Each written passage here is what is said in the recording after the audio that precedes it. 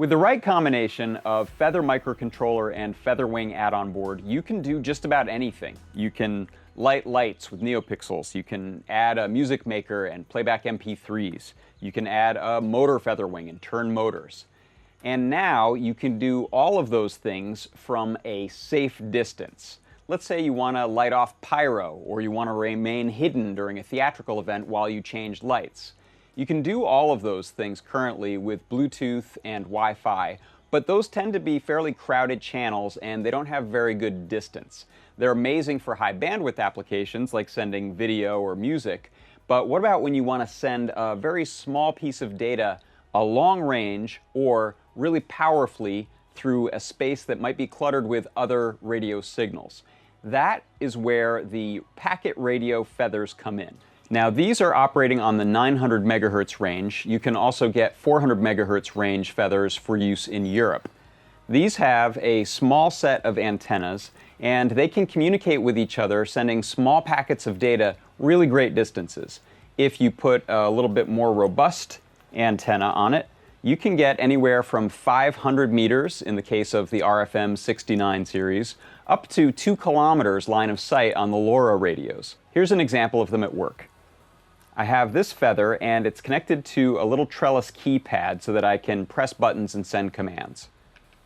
On the receiving end, I have another feather that has the same frequency and same antenna, and I have a little NeoPixel feather wing on top of it.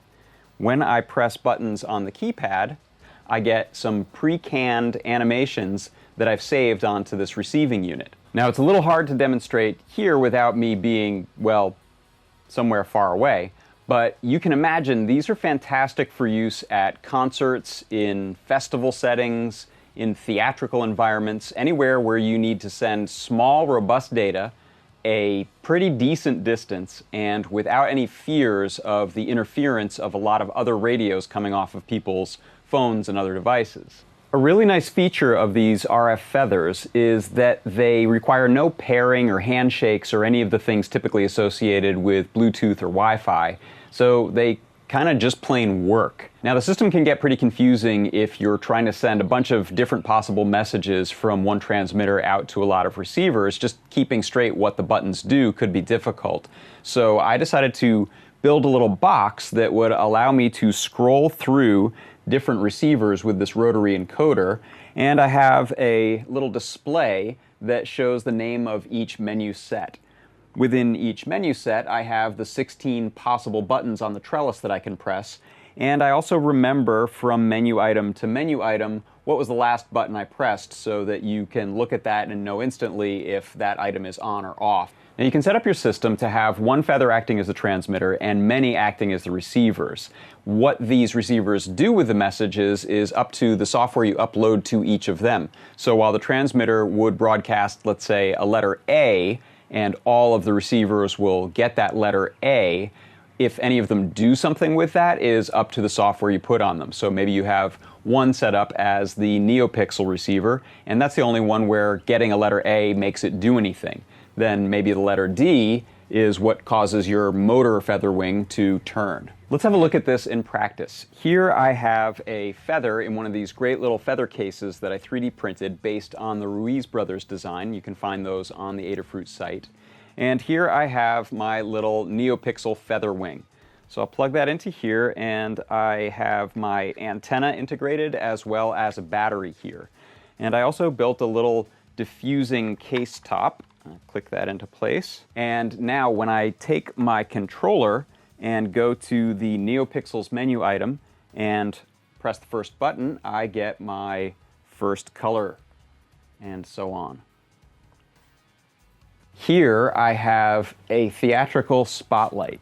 Now this is plugged into AC power, so I'm using again an RF feather, and this one has the power relay feather wing plugged into it, and that allows me to control up to 250 volts AC through the relay safely, and with this I can do it remotely. So I'm going to scroll to the section here that I call lamps, and if I hit the first button I get the blinding white hot light of the spotlight. You'll remember the Music Maker feather wing from before. I have that on another packet radio feather inside of this fancy cardboard box, and I've cut a hole into it and mounted a speaker as well as the antenna, an on-off switch, and a little USB port extender so that I can charge the battery from the outside as well as change the software. And all of the guts are sort of embedded inside this cardboard box. So you'll see not everything needs to be 3D printed. You can actually make some pretty cool stuff with junk. So I have a battery in there as well for power, and now when I close it up and select my radios setting on the remote, I can now tune in my fancy radio. Here's a slightly more elaborate setup. Here I have a feather with the motor and stepper feather wing on top of it. So this allows me to control DC motors as well as steppers. And for the DC motor here, I'm using a peristaltic pump. So when I go to the motors menu on my controller and press this button, I will get about 4 seconds worth of pumping for the effect.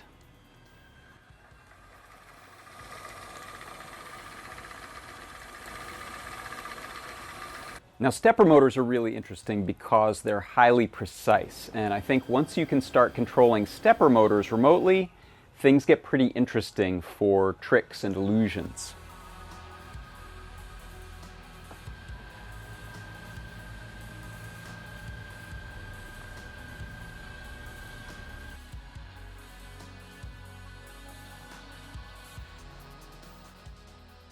I'm John Park for Adafruit Industries, and this is the Remote Effects Trigger Box.